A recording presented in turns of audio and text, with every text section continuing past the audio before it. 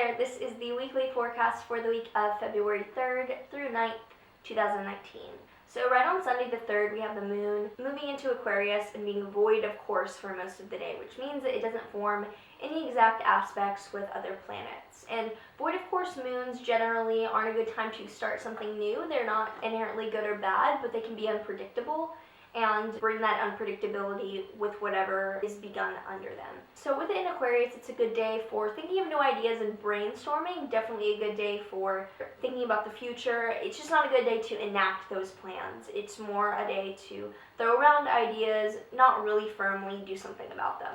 Then also on Sunday, Venus will move into Capricorn, and Venus in Capricorn is not necessarily a warm placement for Venus, but it is a really practical, tangible place for her to be. And what Venus values is realism and grounding and practical goods. So during this transit, we may be thinking about really tangible things that we want, like objects, and our wish list may be full of like,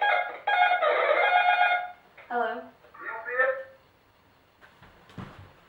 Just the mailman. With Venus in Capricorn, I think of it kind of like demanding the highest quality goods, but really wanting them to be useful.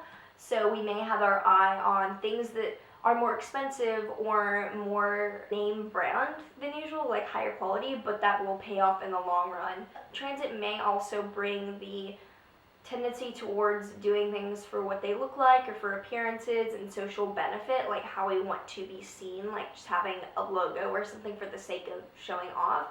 So with the materialism that may come with this transit, make it a materialism for quality, not for showing off.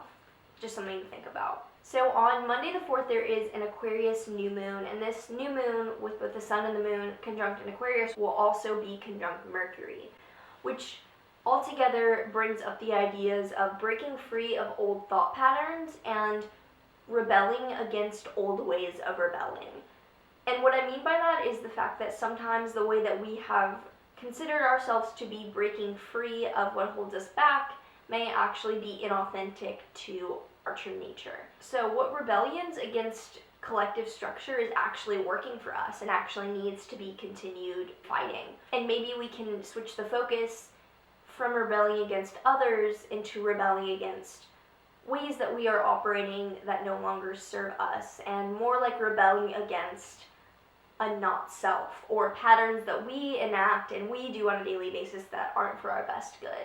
It's a lunation that can help us mentally liberate from patterns in ourselves. Mars will also be conjunct Uranus on the same day, which adds a lot of explosive, impulsive, out of nowhere kind of energy. There's a shock element here as well, so with this excitement, maybe aggression that we have, it would be best not to turn this against others. Again, this lunation asks, how are we acting for ourselves or for the way it looks to others? So with this shocking nature here, we're asked to rethink why we're doing things and why we want a reaction out of others versus what would actually serve us best, whether or not it upsets or affects others in any way. And with Saturn conjunct Pluto sextile Neptune also under this lunation, it does allow us to loosen up on the obsession with control and find beauty and opportunity within the limitation of structure instead of trying to fight it. Maybe the container that we're in allows us to have the box to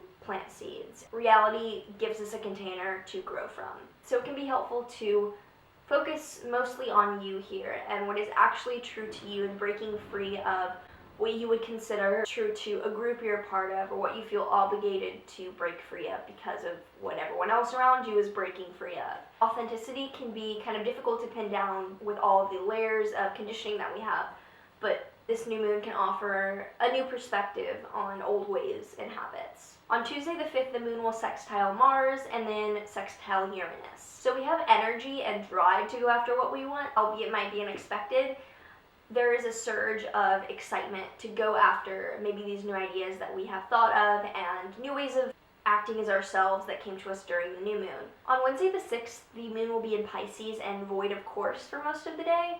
And void of course moons aren't the best for starting anything new, and being in Pisces, it's a great day for dreaming or relaxing or just not doing anything super serious, because I would not advise business or something like that today that requires a lot of brain power and seriousness. Uranus will also ingress into 29 degrees of Aries, its last degree in this transit, before it moves on to Taurus for the next 7 years. And with it being at the final critical degree of Aries, it really asks us, what is the final push that requires courage to behave authentically? There's one last change we are asked of within the idea of personal identity, and this transit is going to leave. The ship is leaving, and you don't want to get left behind on this opportunity to break free from, again, this pattern that might not serve you. There's a lot of breaking free energy this week, but this may be kind of the last time for you to grab that opportunity, that new perspective, to change the way you're operating before it leaves and you revert back to a way of living that you may not encounter as problematic again. Thursday the 7th, there's a moon square Jupiter, and this moon-Jupiter aspect allows our imaginations to really soar, and we have big dreams and thoughts about things, but those things can seem unreachable. And there's the possibility of deluding ourselves about that unreachability, or getting depressed and disillusioned as a result and feeling like woe is me, because we know all too well that the dreams that we're having might not be rooted in actual reality. But thankfully the moon will be sextile to Pluto as well, and so that does help us direct our minds into effective channels to ground these ideas. And the sun will be sextile Jupiter as well, so there's more possibility of feeling optimistic. But that moon square to Neptune does still bring the possibility of self-delusion and not being completely grounded, so it's something to keep in mind. Friday the 8th, the moon will be in Aries square Venus. The moon in Aries brings youthful assertion and kind of like an endearing naivety of going after what we want.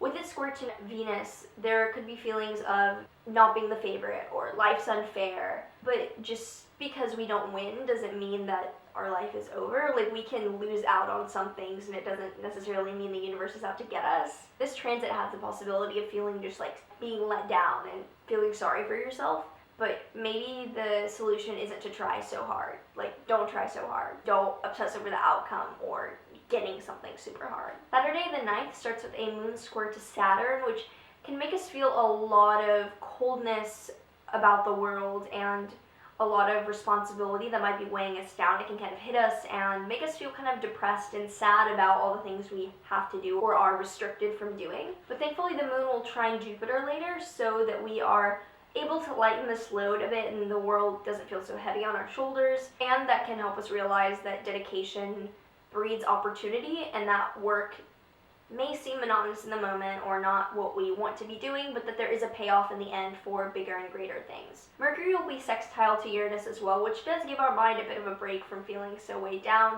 It can bring us some inspiration and excitement. So this week definitely has two opposing sides of dreamy, almost delusional idealism and really forceful, pragmatic groundedness.